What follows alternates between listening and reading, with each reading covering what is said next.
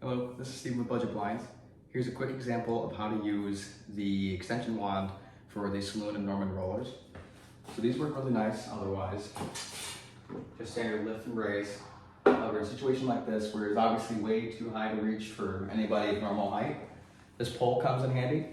It's got the grip piece here. This also works to push and also pull down the shade. So you're just resting it into the hole on the shade. You can do that from down here. And it's very important to keep the fabric as level as possible. You don't want it twisting in the window because it can cause strain on the raising mechanism. But then the same thing with the hook. Goes up into the shade. You can pull the shade back down so you can reach it, or just all the way down.